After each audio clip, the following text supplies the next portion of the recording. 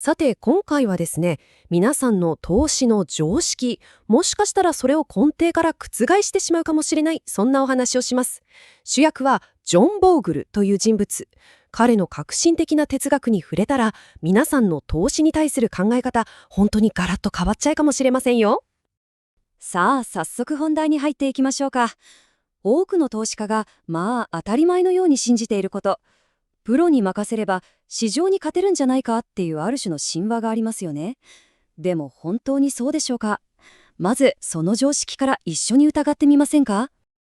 投資で成功するためには、とにかくプロに勝たなきゃダメなんだ。これって結構なプレッシャーですよね。特に個人投資家の方なら一度は感じたことがあるんじゃないでしょうか。今回の話はまさにその大きな不安をスーッと軽くしてくれる、そんな内容になっています。その考え方をですね、根本からガラッと変えてくれる、キーパーソンがいるわけです。それが、ジョン・ボーグルなんです。彼の哲学の核心がこの言葉です。市場に勝とうとするな。市場そのものを所有せよ。どうでしょう、ちょっと、って思いません？普通はね、勝つことを目指しますよね。でも彼は違う。いやいや、市場そのものを丸ごと自分のものにしちゃいなよって言うんです。彼の革命的な考え方のすべてが、もうこの一言にギュッと詰まってるんですね。じゃあそのジョン・ボーグルって一体何者なんだって気になりますよね。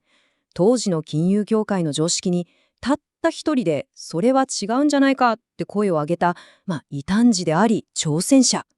彼がどんな人物だったのかちょっと見ていきましょう。彼はですね、世界最大級の資産運用会社ヴァンガードの創業者なんです。でももっと大事なのは、彼がインデックス投資の父って呼ばれていること。これどういうことかっていうと、それまでプロだけのものだった投資っていう世界を低コストのインデックスファンドっていういわば魔法の道具を使って僕たち個人投資家の手に取り戻してくれた、まさに革命家なんですよ。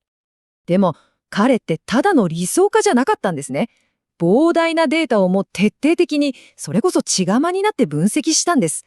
その結果、金融業界ができれば隠しておきたかったような、そして僕たち多くの投資家が見過ごしてきたある不都合な真実を突き止めちゃったんですよ。さあ、そのボーグルが暴いた不都合な真実、それって一体何だったんでしょうか。その真実っていうのが、もうびっくりするほどシンプルだったんです。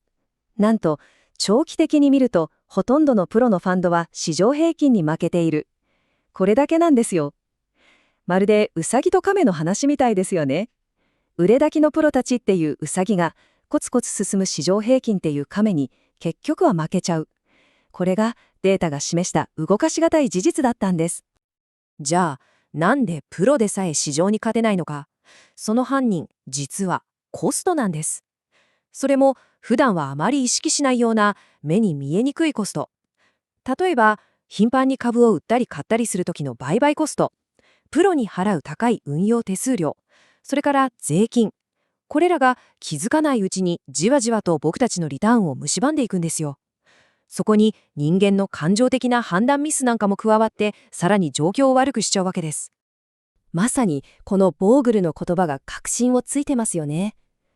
投資の世界ではコストは確実なマイナスである。考えてみれば当たり前なんですけど、未来のリターンがどうなるかなんて誰にもわからない不確実なものです。でもコストだけは確実に僕たちのお金から引かれていく。この違いめちゃくちゃ大きいですよね。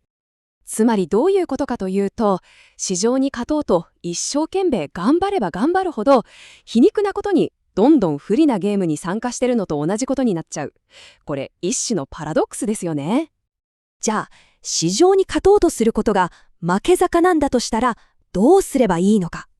そこでボーグルが示した本当にエレガントでしかもシンプルな解決策、それが何だったのか見ていきましょう。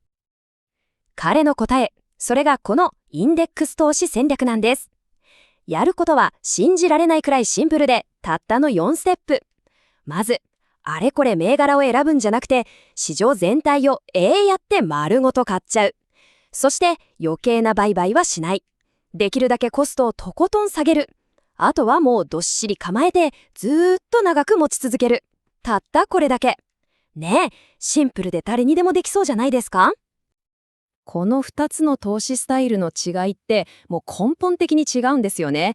アクティブ投資が市場っていうリングの上で必死にパンチを繰り出して相手を倒そうとするボクサーだとしたら、インデックス投資はいやそもそも僕そのリングに上がりませんからっていうスタンスなんです。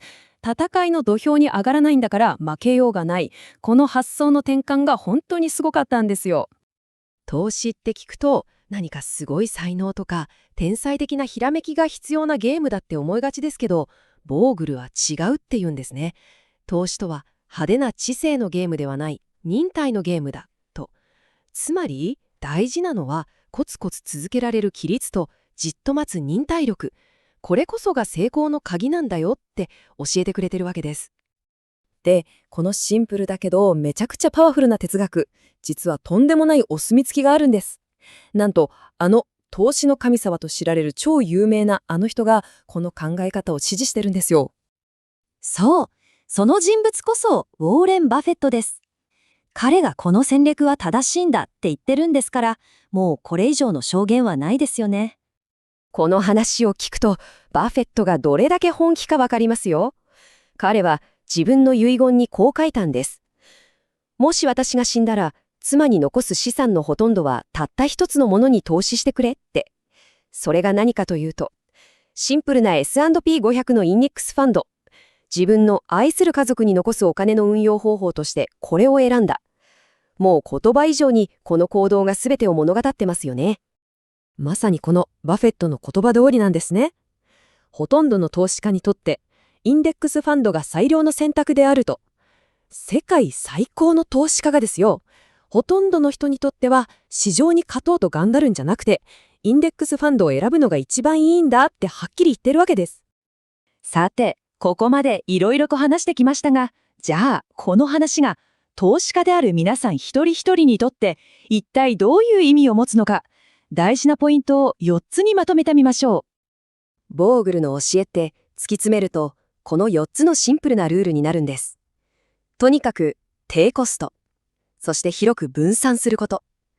目先の上げ下げに一喜一憂しない長期的な思考。